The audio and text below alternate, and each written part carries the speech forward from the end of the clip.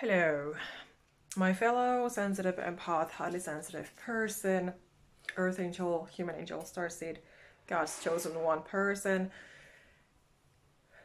You have been a victim of domestic violence, emotional abuse, narcissistic abuse, and likely ever since you have been a small child, like what happened to me as well. And you want answers, you want support, you want clarity, you want empathetic, understanding support. You want someone to understand and listen to you, your needs, what you have been through, to be there for you authentically. Well, I'm here to do that.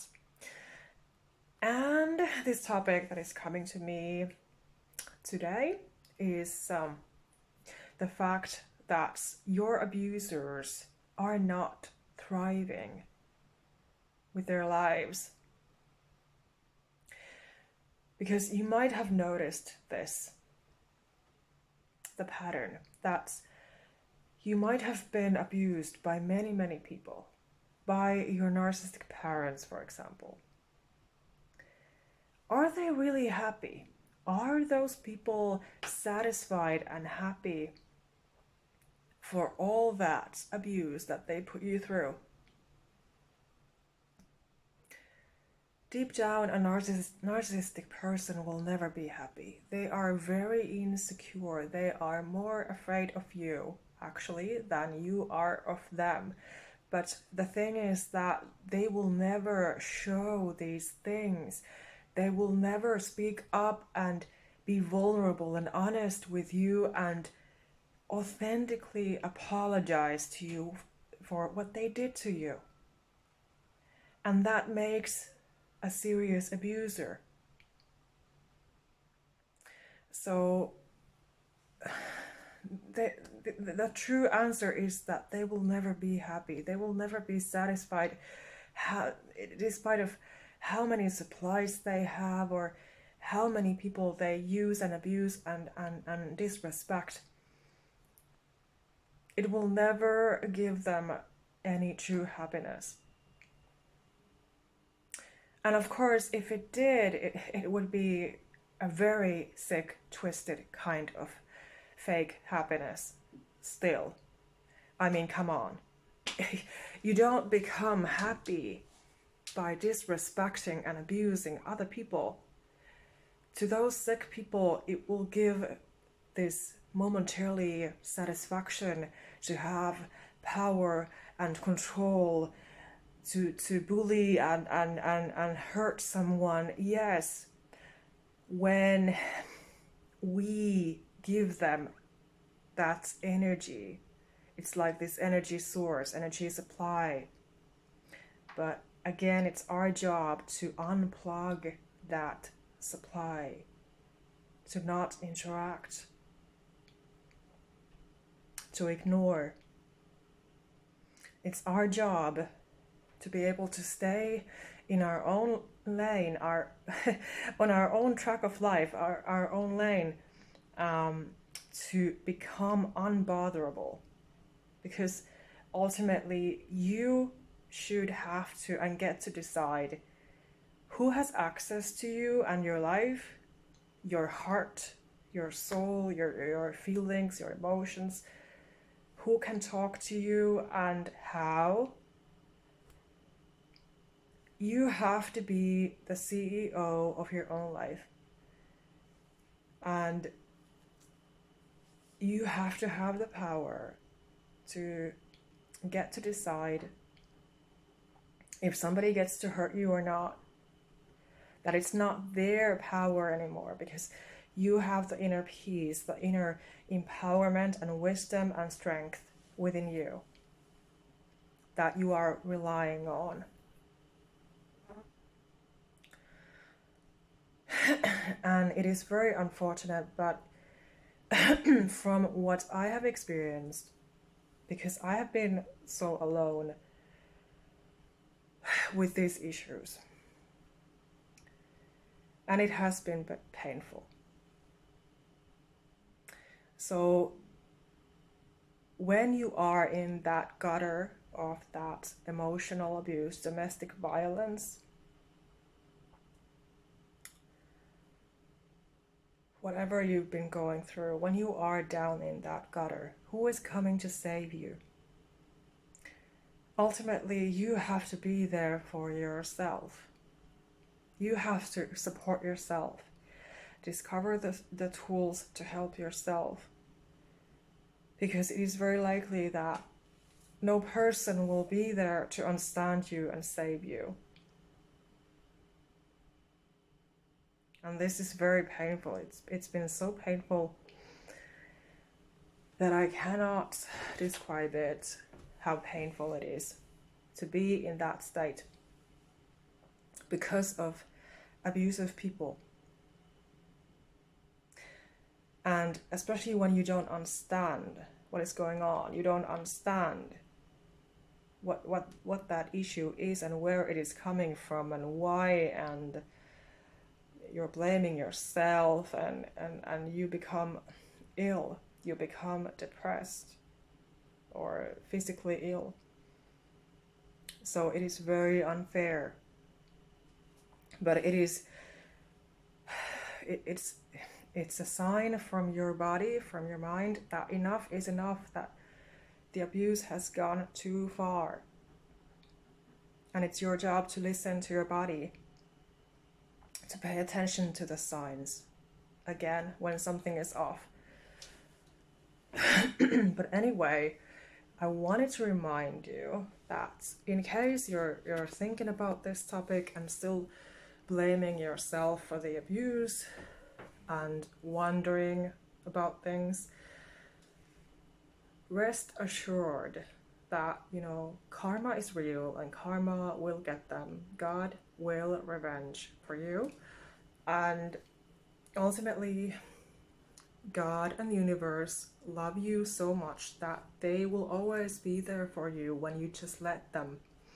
Your angels love you. So we do have a lot of love and support around us, whether we acknowledge it or not. But it's our job to acknowledge it and to actually accept all of that help and support and love. Because we have our own free will. So the same with people, that if we don't let something in, it won't come in. So either we allow or not. Either we build our faith and trust or not. Either we surrender or not. So don't surrender to toxic people anymore. Make that decision today to not. Don't give them anything, because you are precious, you are needed, you are important, you matter, and your health matters. So your health is a lot more valuable than your narcissistic parent, for example, who apparently does not give a damn if you are alive or dead. And that is just another truth that you might have to accept, because you cannot be healing your abusers. You cannot be controlling your abusers. You cannot be healing somebody else. You have to heal yourself. Yes, we are healers, but of course what I mean here is that you cannot be fully fixing and healing somebody's life, especially if they don't want that help. They are incapable of receiving any kinds of help or healing. And that is again the point where all of your love and support has basically gone to waste. God and the universe, the angels, they all see you and what you have gone through.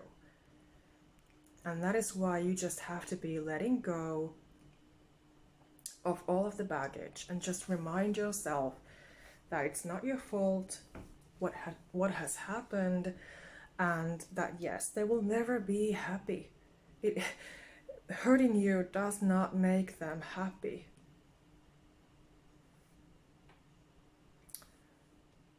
And it is so wrong, and it is sick, and it is twisted from a parent, especially to abuse their own child like that. Or if they have been someone else who you trusted, who you were supposed to be able to trust, loved one, partner, friend, whoever. Again, people should be able to respect one another. Without normal, healthy respect and communication skills, nothing can happen. That is why people get divorced. That is why people argue. Breakups happen because people are not able to communicate in a calm, respectful manner, which is so important when we're dealing with other people.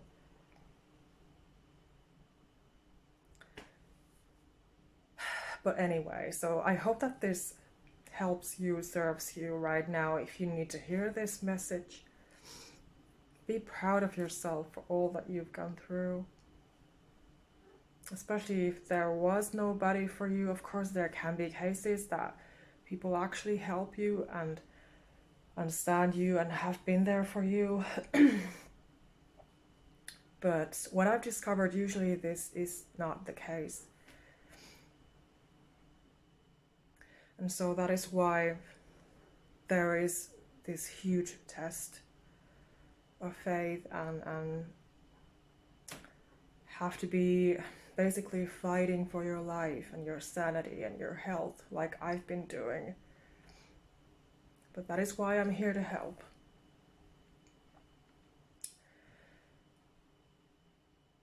But yeah, so you're still here, you're alive, you're breathing, so be grateful for those things that you have, and then you have more to be grateful for. And let those toxic people go. Practice your peace. If you need more help and support, grab my self-help book on Amazon and implement it in your life. I just posted the link to my YouTube channel last night. Or if you go to my services link, you find all of my services there. You can also book a one-on-one call with me, of course. Check out my freebies. My self-care checklist is completely free if you need reminders of how to take care of yourself. So I've listed all the important things that you need as a sensitive person when you've been through narcissistic abuse, domestic violence, because it is so important to remind yourself of how to take care of yourself, to start building up your life from the ashes of these experiences. So that is why I have created that checklist, for example. And also I have my ebook that is a short booklet that is also free, that you can download it. Also on my services link, that's it will help you if you are right now in panic and pain because of the abuse, and you need some empathy, understanding, and encouragement and clarity. So it will give you that. So let's get in touch. You can send me an email, you can DM me on Instagram. I would love to see more followers on my Instagram and on my Threads app as well, because I've been active on both. So I wish you lots of love, Merry Christmas, and let's get in touch.